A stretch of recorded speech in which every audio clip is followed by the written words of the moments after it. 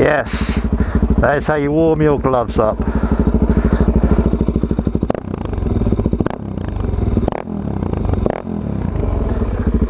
It's me, I'm not going to do this, me, it's Bishop, it's Bumblebee, and all that bollocks. I'm going to do something a bit different today. We are doing the review of the DRZ400 SM. Just in case anyone's wondering, it's not the E, it's not the S, it's the SM. And I must apologise if my quality is a bit off. I've got a balaclava over my face.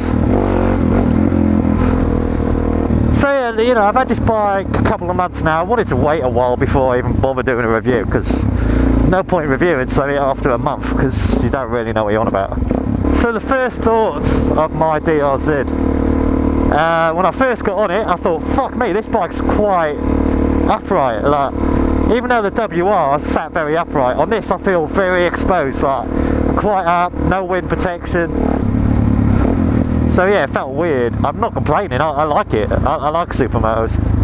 So let's think of 10 things that I don't like about my DRZ. If you get it stock, well, mine's more or less stock, you know, they're not that quick, they're quite slow. Well, they're not slow, you know, if you go from a 125 or 250, you jump on this bike, you think, whoa. Like, you know, it threw me a couple of times where I opened up the power sometimes and I weren't expecting it and the front wheel just flies off. So, you know, for a new starter, yeah, it's powerful, but for someone who's used to bikes, it's not that powerful. Although it's all the power you need, especially living around this sort of area, because you can't really do much. But yeah. Although on the other hand, crew member Maniac, who you probably saw in the last video, one of our newest crew members, he's also got a DRZ400 SM. A K7 just like mine. He's done the 3x3 mod, he's done the car mod, he's had it rejetted, he's got different gearing for better acceleration, whereas mine's stock. So I've been commuting to like near Grays, which is an hour away every single day for work. So I've had mine stock gearing up until now, because I've needed to go on motorways, so I've needed to have it pretty standard. But yeah, off the subject, I left my job there because I thought it was too long. Got a job just down the road from me with more money, so I can actually, you know, this bike is not a commuting bike anymore. I've got another company car, so I don't have to worry if I break this bike, which has been my biggest concern the last 2 months. You know, this has been my #1 transport. If I break this, you know, I'm fucked. So yeah, back onto the DRZ. Things I don't like about it. Handlebars. These handlebars. Awful. I know that's got nothing to do with a bike, but man, they're fucking horrible. I think they're bent. I'm highly confident they are bent. Another thing I don't like, fuel. When I was doing like an hour, 2 hour commute every day, an hour each way, on a motorway, I had this bike open the whole time, and man, did I burn fuel. This bike only holds about £7. £7, you know, if you're commuting every day, 2 days later you're just going to run out. And my second point, it hasn't got a fuel gauge. Let's go up here. It hasn't got a fuel gauge, so you don't actually know when you're going to run out, you just got to kind of work it out. So yeah, that's caught me out quite a few times. There's been times I've been on the motorway and it's caught, I shouldn't actually come up here, there's horses. I don't want to scare horses, I'm not that type of guy. Actually, I'm going to turn around. So yeah, if you're commuting every day, I don't recommend this sort of bike, because it's not a motorway bike. Let's sum it up, it's not a motorway bike. It was fine, I had no issues, but it wasn't nice. I get speed wobble. I blame my massive front mudguard, which looks like an elephant trunk. I blame that, because after 1890 my front end just wobbles. I can feel it, it's like the wind getting trapped. You know, it's not, I'm not saying all this because I think it's a bad bike. It's quite the opposite. I don't want to just do a whole video where I'm like sucking off the DRZ and telling you it's the best bike in the world, because that's lying. It's not. But for me, it's been awesome. Like, it's been great. I've only seen a couple of videos since I've had it. So yeah, you've seen a couple of videos since I've had this bike. You've seen me do a bit of off-roading, do a little jumps. You know, it's good. Off-roading isn't the best.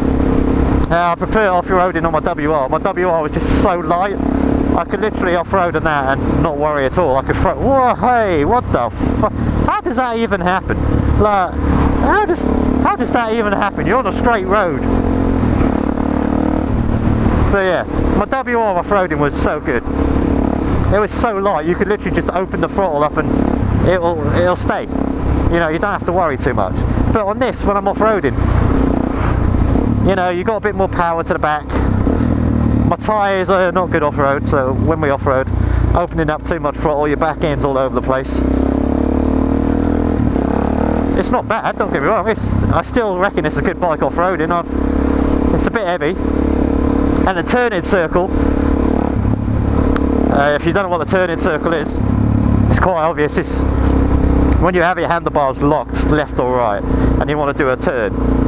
I used to find on a WR I could turn in a lot tighter gaps than I can on this. Like on this I feel like it's a lot more awkward and suitable for motor vehicles. So yeah, this bike's quite heavy off-roading and you don't get much traction on the old wheels. I don't really fancy off-roading, but fuck it, I'll do it for YouTube. Wheel, Jesus Christ. You know, this video won't do it any justice, but my front wheel has got no traction. So to sum it up, I want to go in a straight line, but I ain't going. Look at this mud. Woo! So yeah, the first... Sorry, I'm just trying to get my back end back in. There you go. I've shown you how shit it is off-road. I promise you, I will tell you stuff I like about this bike. Right, DRZ400, pretty dirty,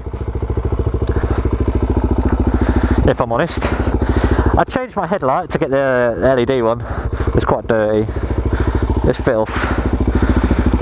I bought these graphics off off Amazon. I had vouchers given to me from work, so I just used them, they were free.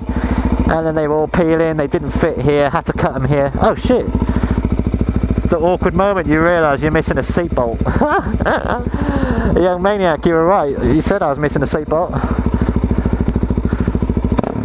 Remus pipe, you can't hear it with my microphone on, but pop, pop, pop, pop. Right, let's get the fuck out of here because I don't know where I am.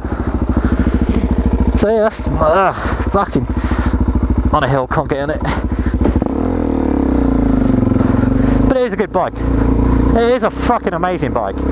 Like, I've left it for 2 weeks before, and like a couple of weeks ago when it was freezing cold and ice, and like my bike literally had ice all over it. And I looked at it, I thought, shit, that ain't gonna start. It started like first time. All right, it took a while to warm up, but it started.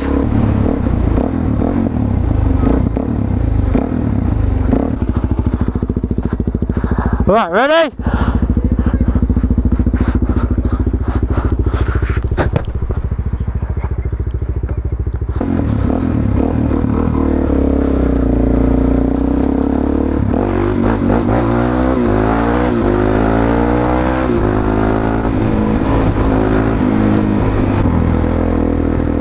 That's my good deed of the day.